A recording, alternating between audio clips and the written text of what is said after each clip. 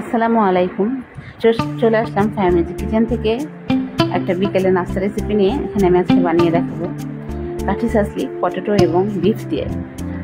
তো এখানে আমি হাফ কেজির মতো গরুর মাংস নিয়ে নিয়েছি, ছোটো ছোটো টুকরো করে কেটে নিয়েছি, আর দুটো আলু দিয়ে দিয়েছি। তারপরে দিয়ে দিয়েছি 1 চামচের মতো লেবুর রস, 1 চামচ আদা রসুন বাটা, 1 চামচ পেঁয়াজ বাটা, স্বাদ মতো লবণ। এরপর আমি এখানে অ্যাড করছি 1 টেবিল চামচের মতো টমেটো সস, 1 টেবিল চামচের মতো সিরকা, 1 টেবিল চামচ টক দই, আর সামান্য পরিমাণ হলুদের গুঁড়া, এবং দিয়ে দেব 2.5 চামচের মতো মরিচের গুঁড়া। ঝাল ঝাল করে বানাবো আমি সাসলিটা, সেজন্য যদি ঝাল খেতে পছন্দ না করেন তাহলে ঝালের পরিমাণটা একটু কম দিবেন। এরপরে দিয়ে দিয়েছি এখানে 1 চামচ জিরা গুঁড়া আর 1 চামচ ধনিয়ার গুঁড়া।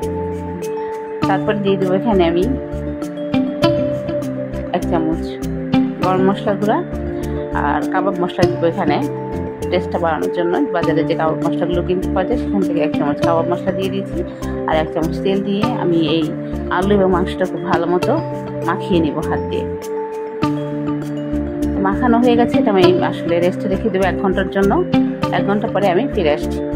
ফিরে আসলাম আমি 1 ঘন্টা পর। এখানে আমি সাসলিক বানানোর জন্য যে কাঠি নিয়ে নিয়েছি, সাসলিকের যে কাঠিগুলো পাওয়া যায় সেগুলো পরিষ্কার করে ধুয়ে নিয়ে এই যে মাংসগুলো আমি কাঠিতে গেঁথে নিচ্ছি একটা একটা করে।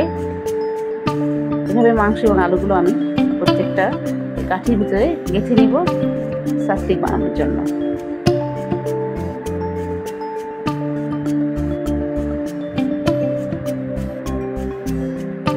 এখানে ইচ্ছে করলে আপনারা পেঁয়াজ টমেটো ইউজ করতে পারেন, আমি এগুলো কিছু ইউজ করিনি। এভাবে সবগুলো মাংস এবং আলু কাঠির মধ্যে আমি গেঁথে নিয়ে সাসলিক আকারে তৈরি করে নিয়েছি।